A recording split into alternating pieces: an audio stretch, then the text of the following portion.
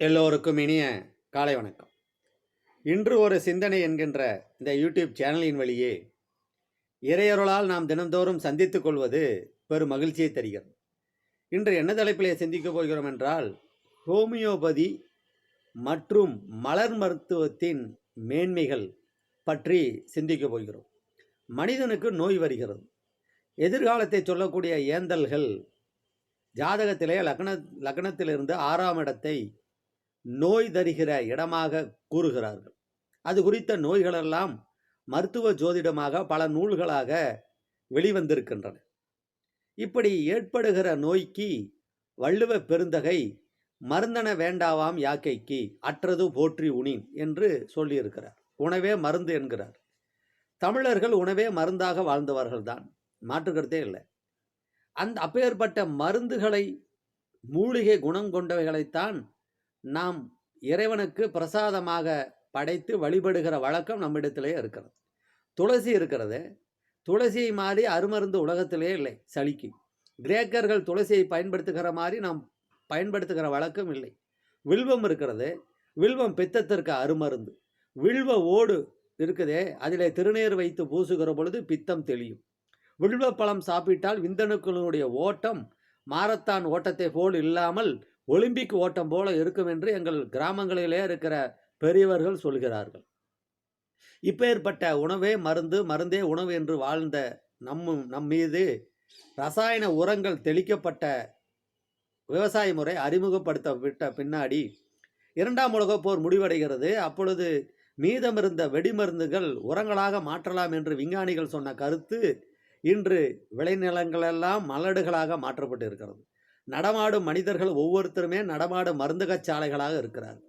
அப்பேற்பட்ட மனிதர்களுக்கு வருகிற நோய்களை தீர்ப்பதில் அலோபதி இருக்கிறது, சித்தா இருக்கிறது, யுனானி இருக்கிறது, மலர் மருந்து இருக்கிறது, ஹோமியோபதி இருக்கிறது, நாட்டு மருந்து இருக்கிறது, பாட்டி வைத்தியம் இருக்கிறது, இன்ன பிற மருந்து வகைகளாம் இருக்கின்றன.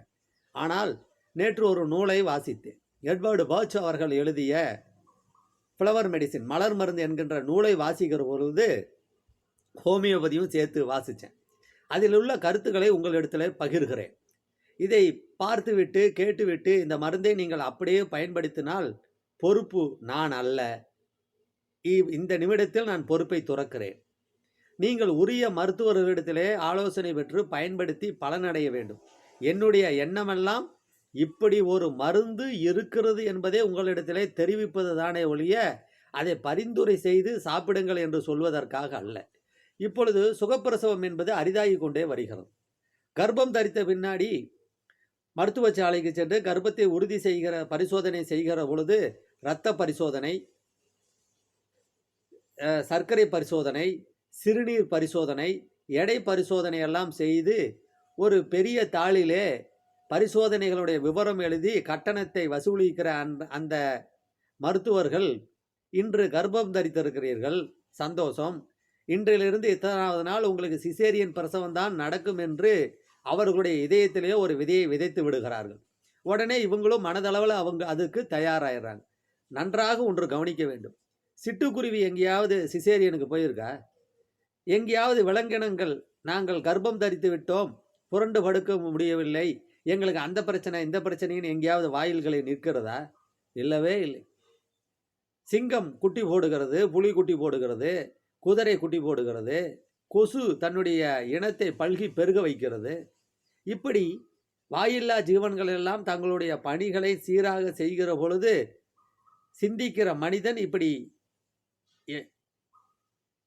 நிலைமையில் கஷ்டப்பட்டு கொண்டு இருக்கிறார். இப்படி கஷ்டப்பட்டு கொண்டிருக்கிற நிலையிலே சுகப்பிரசவங்கள் மிகவும் குறைந்து கொண்டே வருகிறது.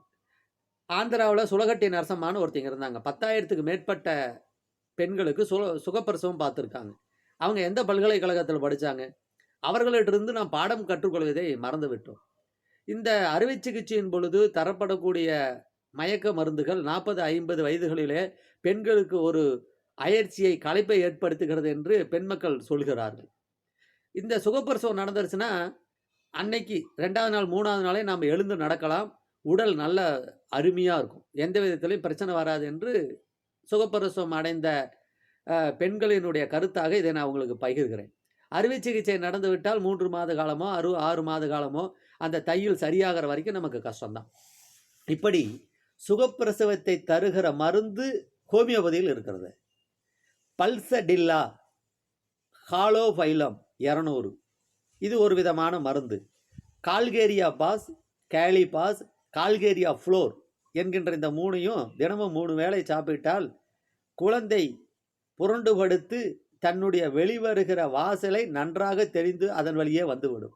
அதான சுகப்பிரசவம். சண்டி வலின்னு ஒன்று இருக்குது. 8-9வது மாதங்களிலே குழந்தை புரண்டு படுத்து தனக்கான வெளிவருகிற வாயிலை தேடுகிற அந்த நடவடிக்கை தான் சண்டி வலி. இது தெரியாமல் எத்தனையோ குழந்தைகள் மருத்துவமனைக்கு சென்றுவாங்க.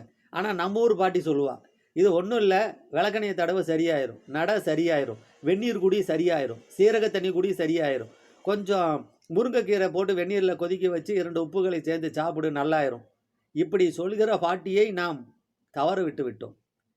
இந்த சுகப்பிரசவத்திற்கு அருமருந்தாக ஹோமியோபதியில் இவ்வளோ மருந்துகள் இருக்கிறது.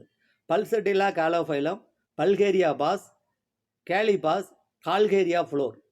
இப்போது எத்தனையோ குடும்பங்களில் புகை, கஞ்சா, குடி இதனால் எத்தனையோ குடும்பங்கள் பாதிக்கப்பட்டு இருக்கு.